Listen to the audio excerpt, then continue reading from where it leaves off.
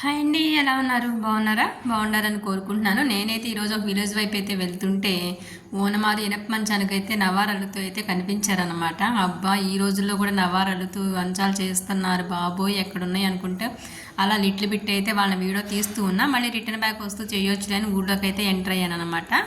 So ఇంక ఇక్కడైతే నడుచుకుంటూ అయితే వెళ్తున్నాను. ఈవినింగ్ 4:30 టైం అనమాట. సో అంతా ప్రశాంతంగా అయితే ఉన్నారు. మన స్కూల్ అయితే ఫినిష్ చేసుకుని కిడ్స్ని పంపించేసి నేనైతే అలా వీడియో కోసం బయటకు వచ్చాను.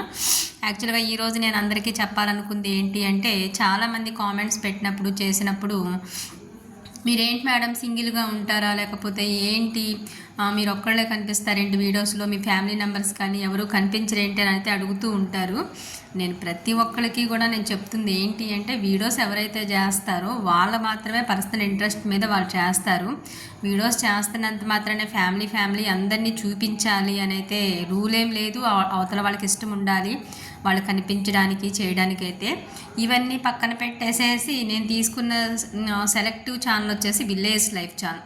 దాంట్లో రెండో పర్సన్ కనిపించాల్సిన అవసరం లేదు. పల్లెటూరులో మనుషులు, వ్యవసాయం చేసేవాళ్ళు, పనులు చేసుకునే వాళ్ళు వాళ్ళని తీస్తూ నేను ఇంతవరకు కనిపిస్తుంది. మా ఫ్యామిలీ మెంబర్స్ కనిపించాల్సిన అవసరమే లేదు దాంట్లో.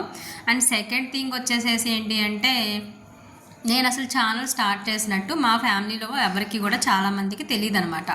అమ్మకి అలా మెయిన్ పర్సెంట్, తమ్ముడికి ఇలా మెయిన్ పర్సెంట్ ఒకళ్ళిద్దరికి తప్ప ఎవరికి కూడా నేను చెప్పలేదు.